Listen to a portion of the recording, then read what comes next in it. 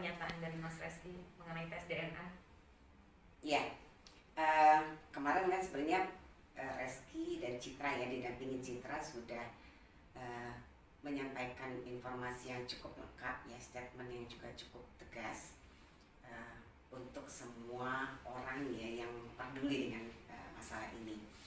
Jadi Reski sudah secara tegas menyatakan bahwa Reski tidak menolak untuk melakukan DNA. Artinya Reski siap ya, disupport juga oleh Citra, siap melakukan DNA apapun hasilnya ya. Reski dan Citra juga siap menerima konsekuensinya itu. Artinya kalau memang itu adalah anak dari Reski Aditya, anak biologis, maka tentu Reski punya kewajiban ya untuk menafkahi, bukan hanya menafkahi secara lahir, tapi juga menafkahi secara batin. Artinya anak, apalagi anak masih di bawah umur ya, Naira kalau memang terbukti sebagai anak biologis dari Reski Aditya, tentu Reski Aditya dan juga istrinya akan welcome ya, menyayanginya, pintu rumah terbuka lebar untuk dia gitu. Oke. Menanggapi dari pihak penggugat, bukan pernah menyatakan bahwa Reski beberapa kali menolak dan dalam podcast Reski tadi malam menyatakan bahwa ada ketentuan-ketentuan yang diminta dari pihak penggugat kepada Reski. Mungkin bisa dijelaskan ya? Ya, ini yang perlu diluruskan ya. Reski itu tidak pernah menolak untuk melakukan DNA. Ya. Jadi permohonan DNA itu dulu pernah disampaikan pada proses persidangan. Persidangan itu sudah ada waktu itu putusan sela ya, yang menyatakan eksepsi tidak diterima. Lalu kemudian di perjalanan, ya ini mesti diberitahu, di perjalanan baru kemudian ada tambahan lawyer ya, meminta untuk tes DNA. Lalu hakim pada waktu itu yang berwenang, jadi bukan kami ya, yang berwenang untuk menentukan boleh atau tidak boleh gitu. Dan memang tidak ada presiden dalam persidangan itu ya, setelah kita putusan sela tiba-tiba kemudian ada permohonan lagi gitu ya. Nah itu saya tidak bisa campuri karena itu memang kebijakan hakim waktu itu. Nah sesaat setelah menang ini yang tidak banyak diketahui orang ya.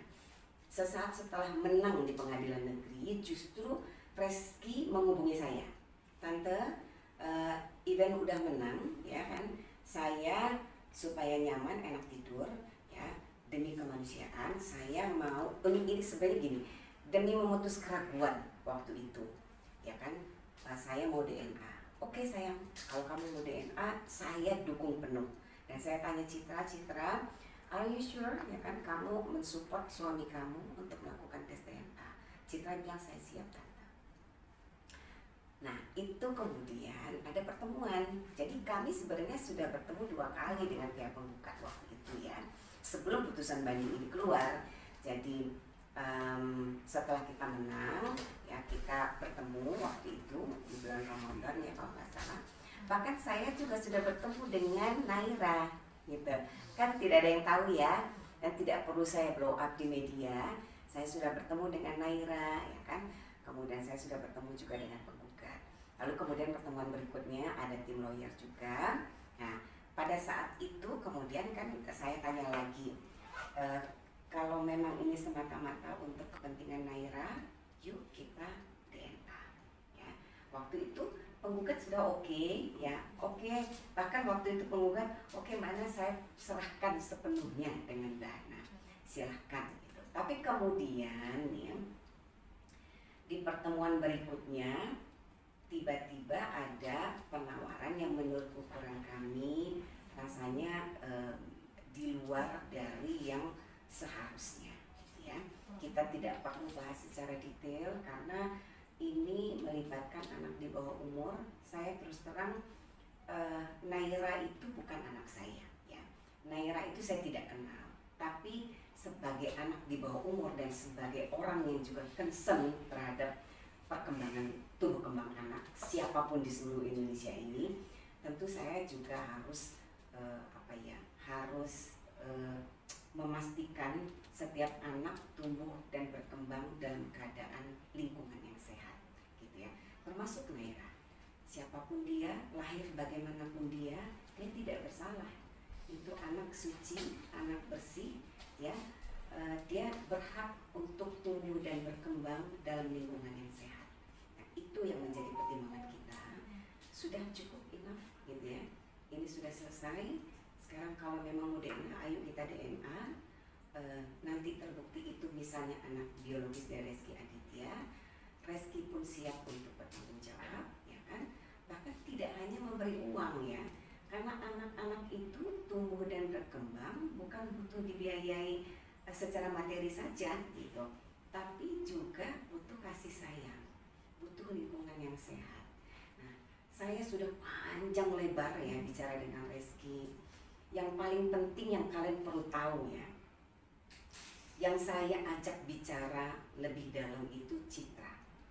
Karena dalam kasus ini ya, yang paling merasakan dampak itu adalah Citra. Ya, kalian juga di luar sana, para penonton ya, pemirsa semua,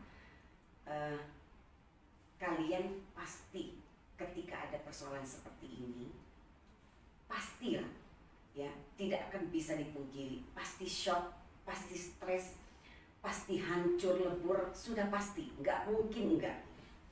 Nah, tapi kebesaran hati Citra, ya alhamdulillah, benar-benar saya luar biasa. Citra tuh masih muda banget, ya, sangat-sangat muda, ibu muda.